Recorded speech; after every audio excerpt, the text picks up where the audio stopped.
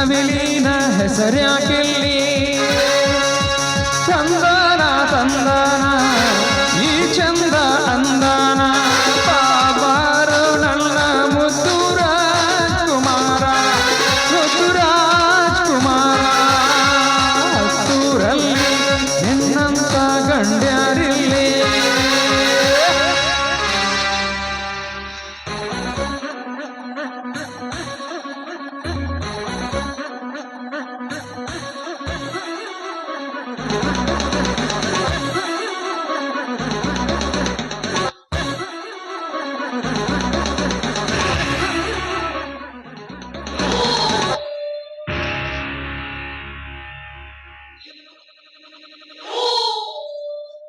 ಏನು ಮಾಡುತ್ತಿದ್ದೀರಾ ಇನ್ಸ್ಪೆಕ್ಟರ್ ಸಾಹೇಬರೇ?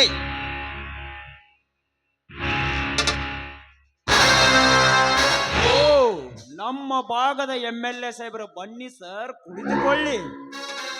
ನಿಮ್ಮೊಂದಿಗೆ ಕುಳಿತುಕೊಂಡು ಮಾತನಾಡುವಷ್ಟು ಸಮಯ ನನಗಿಲ್ಲ.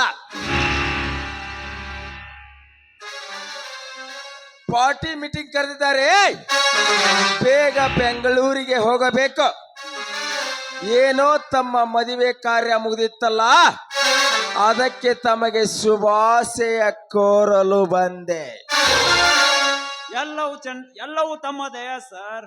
ಇಷ್ಟೆಲ್ಲ ವಿದ್ಯೆ ಬುದ್ಧಿ ಕಲಿತು ಈ ಹುದ್ದೆ ನನಗೆ ಸಿಗಬೇಕಾದರೆ ತಮ್ಮ ಸಹಾಯ ದೊಡ್ಡದಿದೆ. ಮನಸ್ಸಿನಲ್ಲಿ ದೇವರಂತ ಕುಳಿತುಕೊಂಡಿರುವ ನನ್ನ ಸಾಹೇಬರಿಗೆ ಪುಣ್ಯ ಏನು ಬಂತು? ನೀವರ ಕೆಲಸ ಶಿರ್ಸಾವಹಿಸಿ ಮಾಡು, ಆಗ ನಿನ್ನ ಪುಣ್ಯ ಋಣ ತೀರುತ್ತದೆ. ಇವರ ಕೆಲಸವನ್ನು ನಾನು ಶಿರ್ಸಾವಹಿಸಿ ಮಾಡುತ್ತೇನೆ ಮಾಂತ್ರಿಕ. ನೀನು ಏನು ಮಾಡುತ್ತೀಯ ಅನ್ನೋ ಭರವಸೆ ನನಗಿದೆ ಇನ್ಸ್ಪೆಕ್ಟರ್.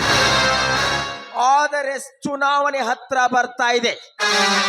ನಮ್ಮ ಸರ್ಕಾರ ಬಿತ್ತು ಹೋಗೋದ್ರೊಳಗಾಗಿ ಆ ಭೂಮಿ ನನ್ನ ಕೈ ವಶವಾಗಲೇಬೇಕು. ಏನು ಮಾಡ್ತೀಯ ಮಾಡು. ಇಲ್ಲ ಅಂದರೆ ನಿಮ್ಮ ನಮ್ಮ ಸಂಬಂಧ ಸರಿ ಉಳಿಯೋದು ಬಹಳ ಕಷ್ಟ ಇನ್ಸ್ಪೆಕ್ಟರ್.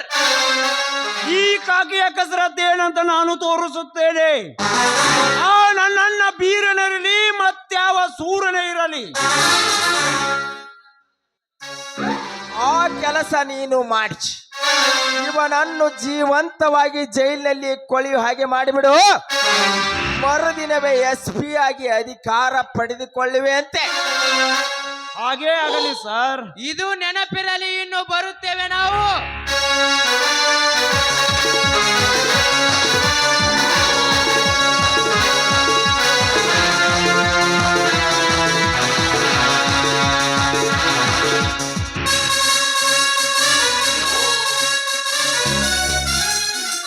ನಮಸ್ಕಾರ ಸಾಹೇಬರಿಗೆ.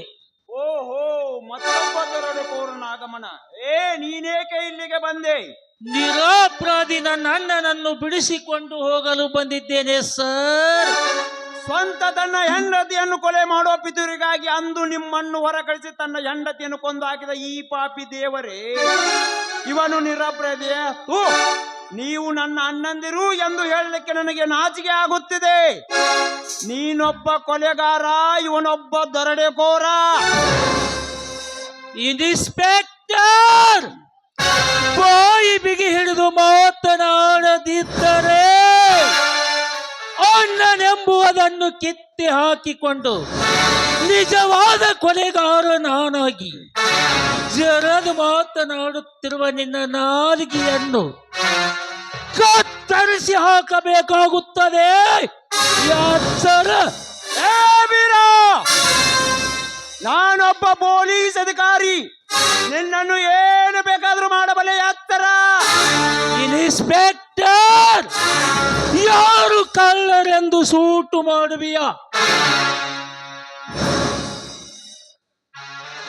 ಹೆಚ್ಚಿಗೆ ಮಾತನಾಡಿದ್ರೆ ನಾನು ನಿನ್ನನ್ನು ಇಲ್ಲೇ ಸೂಟ್ ಮಾಡಬೇಕಾಗಿತ್ತು. ಹುಷಾರ್. ಸೂಟ್ ಮಾಡ್ತೀಯಾ ಇನ್ಸ್ಪೆಕ್ಟರ್?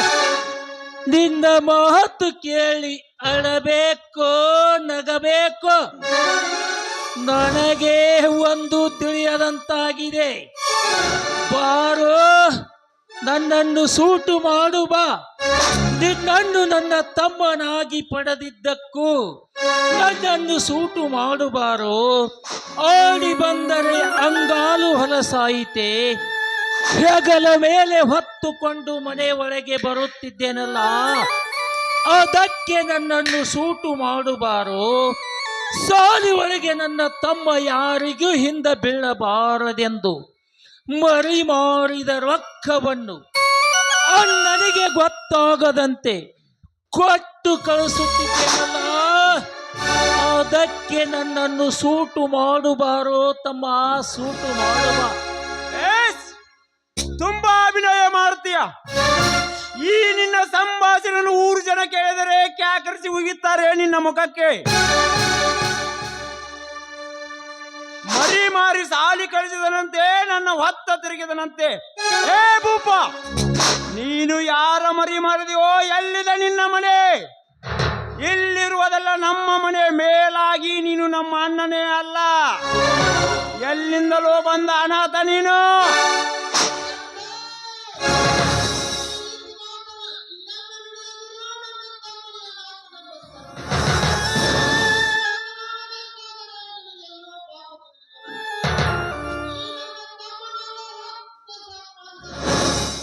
ಸಾಕು, ಮುಗಿಸೋ ನಿನ್ನ ಹಳೆ ಪುರಾಣವನ್ನ. ಪೀಸಿ ಹೊರಗೆ ಬಿಡಿ ಅವನನ್ನು.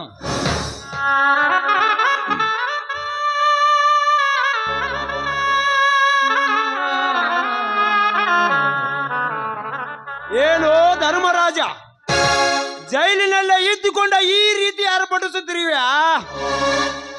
ಇವನು ನಮ್ಮ ಇವನ ರಕ್ತ ಇವನ ಉಪಕಾರ ನಮಗಿದೆ. ಆಗ ಇವನು ನಮ್ಮ ತಂದೆ ರಕ್ತ ಹಂಚಿಕೊಂಡು ಬಂದಿದ್ದರೆ ನಾನು ಮದುವೆಯಾಗೋ ಹೆಣ್ಣನ್ನು ಈತ ಪ್ರೀತಿಸುತ್ತಿರಲಿಲ್ಲ. ಇವನ ಮಾತನ್ನು ಕೇಳಿ ದೇವರಂತ ಅತ್ತಿಗೆಯನ್ನು ನೀನು ಕೊಲೆ ಮಾಡುತ್ತಿರಲಿಲ್ಲ. ಹೇಳು, ಸತ್ಯವೇನೆಂದು ಒತ್ತಿ ಹೇಳ. ಸತ್ಯವನ್ನು ತೂಗಿ ನೋಡಲಕ್ಕೆ ಪಂಚಾಯತಿ ಅಲ್ಲ ಕೊಡು. ಸಣ್ಣವನಾದ ನಿನಗೆ ತಿಳಿಸಿ ಹೇಳೋಕ್ಕೆ ಇದು ಮನೆಯೂ ಕೂಡ ಅಲ್ಲ. ಆಸ್ತಿ ಇಲ್ಲದ ಅನಾಥರಾಗಿ ಬದುಕುತ್ತಿರುವ ನಾವು ಒಂದು ಸಂದರ್ಭದಲ್ಲಿ ನನ್ನ ಚಿಕ್ಕಮ್ಮ ಅಂದರೆ ಈ ಬೀರನ ತಾಯಿ ನಮಗೆ 5 ಎಕರೆ ಭೂಮಿ, ಅವನಿಗೆ 5 ಎಕರೆ ಭೂಮಿ ಹಿಡಿದು ಕೊಟ್ಟು ನಮಗೆ 100 ಕುರಿಗಳನ್ನು ಕೊಡಿಸಿ ನಮ್ಮ ಮನೆ ಸಂಸಾರಕ್ಕೆ ಅಂತ 2 ಲಕ್ಷ ಹಣ ಕೊಟ್ಟು ನಮಗೆ ನೆರಳು ಮಾಡಿ ಕೂಸನ್ನು ನಮ್ಮ ಕೈಗೆ ಒಪ್ಪಿಸಿ ಹೋಗಿದ್ದಾರೆ. ಸಣ್ಣವನಾದ ನಿನಗೆ ಇದು ಎಲ್ಲ ಹೇಗೆ ಅರ್ಥ ಆಗುತ್ತದೆ? ಹಾಗಾದರೆ ತೋಟದ ಹೊಲದಲ್ಲಿ ಇವನ ಹೆಸರಿನೊಂದಿಗೆ ನಿನ್ನ ಹೆಸರು ಏಕಿದೆ ಅಣ್ಣ? ಕ್ಯಾನ್ಸರ್ ಕಾಯಿಲೆಯಿಂದ ಸಾಯುವ ಇವನ ತಾಯಿ ವಯಸ್ಸಿನಲ್ಲಿ ಇವನ ಅಜ್ಞಾನದ ಪಾಲಕನೆಂದು ಕೂಡಿಸಿ ಹೋಗಿದ್ದಾಳೆ. ಸುಳ್ಳು ಸುಳ್ಳು ಸುಳ್ಳು. ನಾನಿದನ್ನು ಯಾವುದು ನಂಬುದಿಲ್ಲ. ಸತ್ಯವೇನೆಂದು ನನಗೆ ಹೇಳು.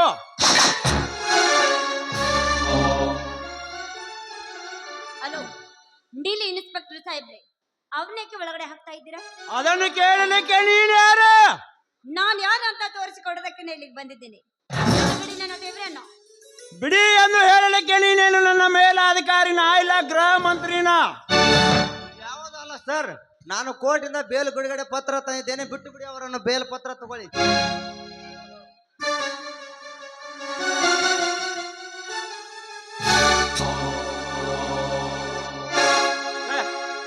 ಇದೆಂತ ಕೆಲಸ ಆಯ್ತು ಪಿಸಿ? ಬಿಟ್ಟು ಬಿಡಿ ಅವನನ್ನು.